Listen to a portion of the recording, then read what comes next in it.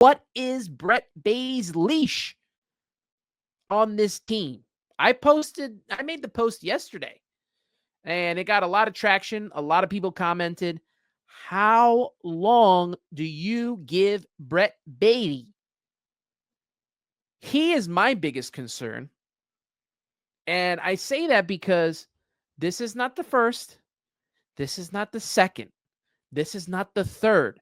This is now the fourth opportunity that Brett Baty has been given. This is the only time that Brett Baty will have to seize the day. They chose Brett Baty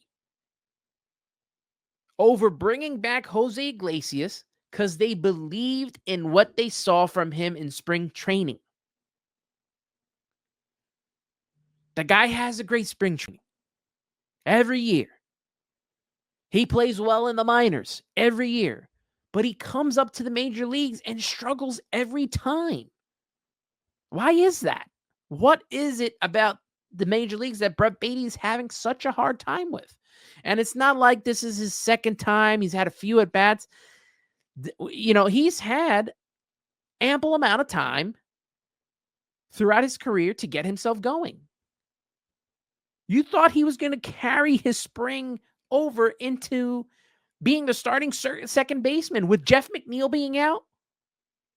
That's what the thought was.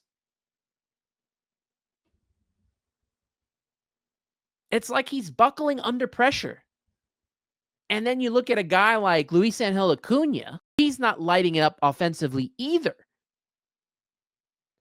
But he shows me a little bit more under pressure. I don't know if you guys agree with this. He shows me a little bit more under pressure than what Brett Baty does. Look at that error he had in the first game of the season, that double play that cost the Mets a run. You would think that Acuna would fall under the pressure there. No, bounces back, had a solid defensive play later on in the game, and had a huge at-bat. I don't care that he walked. It was a huge walk to get off of Josh Hader to give the Mets a chance to try to win that game. They end up losing it, but it got Soto to the plate.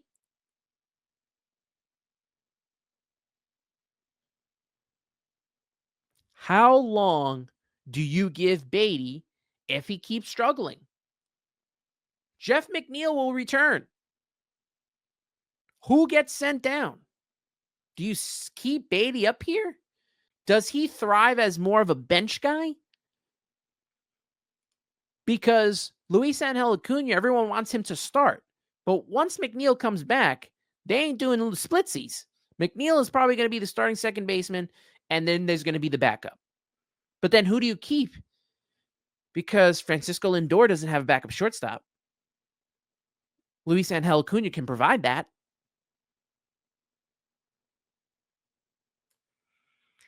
Tough decisions for the Mets to make here, but they wanted to go with the youth. David Stearns wanted to go with and believed in these two guys, and it just hasn't worked out.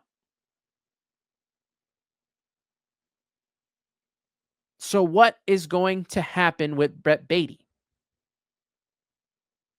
Carlos Ramos saying, I'm willing to give Baty the month of April. The only reason I'm willing to be patient is because the only way Baty will build any trade value is by hitting well.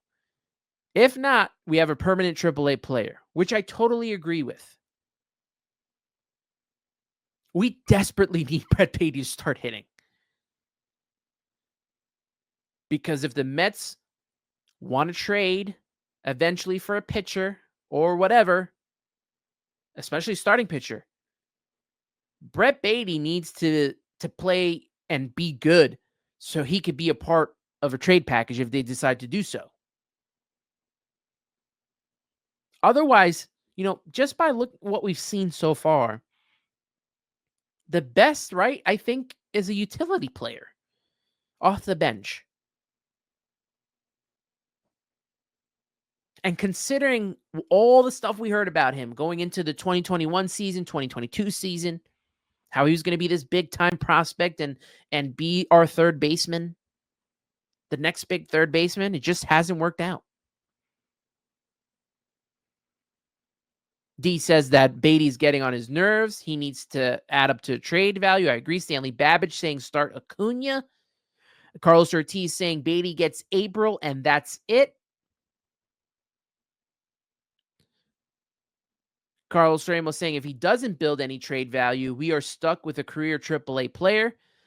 Let's at least try to be patient. But if it's up to me, I start Acuna over both Baty and McNeil. I mean, we saw Luis Angel Acuna get the start against a right-hander, where probably was the perfect spot for Brett Baty to be getting a start. And they went to Acuna instead. So that tells you a lot there.